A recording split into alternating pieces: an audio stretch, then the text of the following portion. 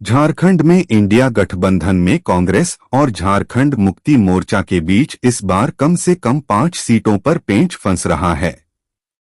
कांग्रेस की राजनीति को बेहद करीब से जानने और समझने वाले लोगों का मानना है कि अलग अलग वजहों से इन 5 सीटों पर दोनों दलों के बीच मामला पूरे तरीके से फंसा है। भवनाथपुर विधानसभा सीट परंपरागत रूप से कांग्रेस की रही है, लेकिन इस बार झारखंड मुक्ति मोर्चा वहां से पूर्व विधायक अनंत प्रताप देव और जनाधार वाले नेता मो ताहिर को मोर्चा में शामिल कराकर अपनी दावेदारी पेश कर रहा है। इसी तरह खूंटी जिले के अंतर्गत तोरपा विधानसभा सीट को लेकर झारखंड मुक्ति मोर्चा और कांग्रेस में मनमुटाव चल रही है, क्योंकि इस सीट पर 2019 में झामुमो ने उम्मीदवार उतारा था और उनकी हार हो गई थी। इस बार कांग्रेस के पूर्व प्रदेश अध्यक्ष प्रदीप बालमुचु चुनाव लड़ना चाहते हैं। रांची ऐसी तीसरी विधानसभा सीट है जहां सीट शेयरिंग के दौरान कांग्रेस और झामुमो के बीच पेंच फंस सकता है। कांग्रेस रांची विधानसभा सीट को शहरी सीट बताते हुए अपना स्वाभाविक दावा बताती है, वहीं झामुमो 2019 में अपने बेहतरीन प्रदर्शन का हवाला देकर अपना दावा पुख्ता बताता है।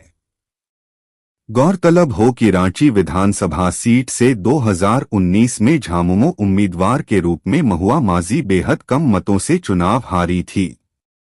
पोड़ैयाहाट भी एक ऐसी विधानसभा सीट है जहां झामुमो और कांग्रेस के बीच सीट शेयरिंग का मामला फंसा है। कांग्रेस का तर्क यह है कि झारखंड विकास मोर्चा के सीटिंग विधायक प्रदीप यादव कांग्रेस में शामिल हो गए हैं, इसलिए यह सीट कांग्रेस को मिलना चाहिए। जबकि झामुमो का तर्क यह है कि 2019 में यह सीट झामुमो कोटे में थी। इसी तरह झामुमो की परंपरागत सीट मांडू विधानसभा सीट पर भी कांग्रेस दावा यह कहकर जता सकती है कि यहां से भाजपा के सिटिंग विधायक जयप्रकाश भाई पटेल कांग्रेस में शामिल हो चुके हैं। ऐसे में क्या मांडू जैसा अपना परंपरागत सीट आसानी से कांग्रेस के लिए छोड़ देगी, इसकी संभावना बेहद कम है।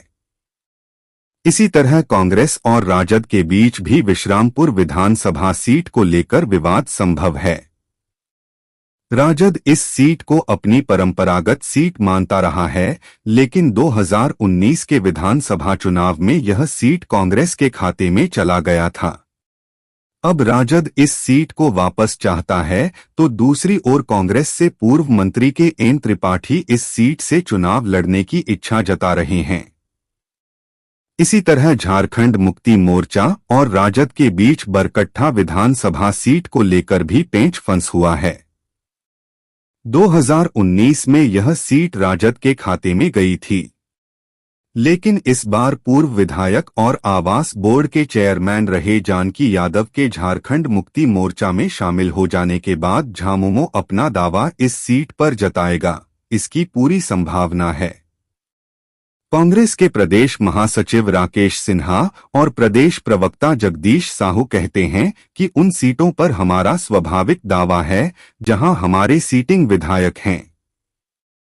कांग्रेस नेता कहते हैं कि मांडू में भाजपा विधायक जयप्रकाश भाई पटेल और पोड़ैयाहाट के झामुमो विधायक प्रदीप यादव के कांग्रेस में शामिल होने से ये दोनों सीट कांग्रेस की हो जाती है।